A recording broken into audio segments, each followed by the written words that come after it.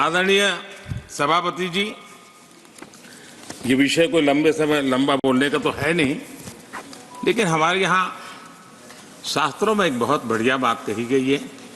शायद हमारे सब साथी जा रहे हैं तो जो कमी भी हमें महसूस होगी उनकी, क्योंकि उनके विचारों का लाभ जो आ जाएंगे वापिस वो तो और तेज तरार होकर के आएंगे। जिसको हमला करना है वो भी मज़ेदार हमले करेंगे और जिसको रक्षा कवच बनाना है वो भी बढ़िया बनाएंगे। वो अपना काम चलता रहेगा। हमारे यहाँ शास्त्रों में कहा गया है, गुणा गुणज्ञेषु गुणा भवन्ति, गुणा गुणज्ञेषु गुणा भवन्ति, ते निर्गुणम प्राप्य भवन्ति दोषाः, ते निर्गुणम प्राप्य भवन्ति दोषाः। आस्वाद्य तोया प्रवहन्ति नद्य, समुद्र मासाद्वय भवन्तय पेया। उसका मतलब है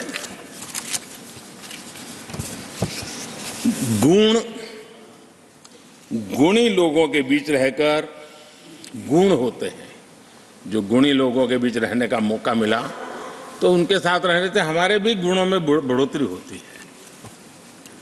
निर्गुण को प्राप्त करके वो दोष युक्त हो जाते हैं। अगर गुणियों के बीच में बैठते हैं तो गुण तो बढ़ जाता है, लेकिन गुण ही नहीं है तो दोष बढ़ जाते हैं। और आगे कहा है, नदियों का जल तभी तक पीने योग्य होता है जब वो बहता रहता है। सदन में भी हर 2 साल के बाद नया प्रवाह आता है और जब तक बहता रहता है, लेकिन नदी कितनी ही मीठी क्यों ना हो, पानी कितना ही स्वादिष्ट क्यों ना हो, लेकिन जैसे ही समुद्र से मिल जाती हैं वो किसी काम की रहती नहीं है। उसमें दोष आ जाते हैं, दोष युक्त हो जाते हैं। और इसलिए समुद्र को प्राप्त करने के बाद पीने योग्य नहीं रहता। मैं समझता हूँ ये संदेश हर एक के जीवन में प्रेरक रहेगा। इसी भावना के साथ जो साथी समाज जीवन के एक बहुत बड़े फलक पर जा रहे हैं, इस जीवंत यूनिवर्सिटी से अनुभव प्राप्त करके जा रहे हैं, उनका मार्गदर्शन, उनका कर्तृत्व राष्ट्र के काम आएगा, नई पीढ़ी को प्रेरणा देता रहेगा। मैं सभी साथियों को हृदय से अनेक अनेक शुभकामनाएं देता हूं। बहुत बहुत धन्यवाद।